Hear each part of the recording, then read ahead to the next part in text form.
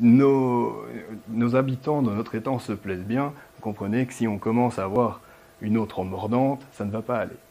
À ceci près que le monde est bien fait, la nature est bien faite, et donc nos poissons notamment, ils sont capables de se protéger relativement, même dans une eau relativement acide. On ne parle pas de pH à 4, mais un pH à 6,5 peut être supportable à une seule condition. Laquelle? Et pourquoi est-ce qu'il faut des duretés? Pour stabiliser. Qu'est-ce qui va se passer finalement si on n'a pas de dureté du tout? Donc, c'est principalement d'ailleurs celle-ci, donc le KH.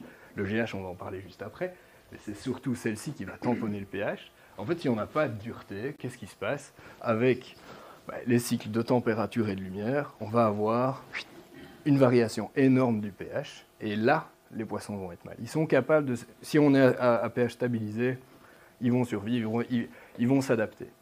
Par contre, si on a des modifications tout le temps, là, nos poissons vont commencer, et ça se voit sur les poissons, vous connaissez ça mieux que moi, un poisson blanc va devenir rose, typiquement. Donc, finalement, rôle du KH, c'est de stabiliser réellement notre pH. D'accord? Donc ici, on voit déjà, on a nos deux branches de tabouret, et la troisième, c'est le GH. Et à quoi il sert, ce GH? Donc, qu'est-ce qu'il y a là-dedans? C'est principalement calcium, magnésium. En fait, ils vont servir à plusieurs choses. Première chose, c'est pour les poissons, typiquement. Donc, les poissons, ils ont des échanges osmotiques qui vont se faire avec leur milieu.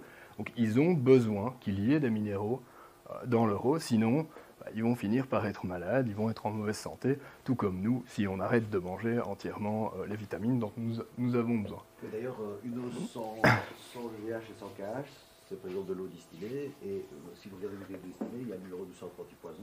Si vous buvez ça, c'est toxique, quoi. Donc une eau sans minéraux est toxique, quoi, pour les poissons, mais pour l'humain. De nouveau, par phénomène d'osmose, vous buvez de l'eau sans calcium à l'intérieur, qu'est-ce qui va se passer dans votre estomac et dans vos intestins?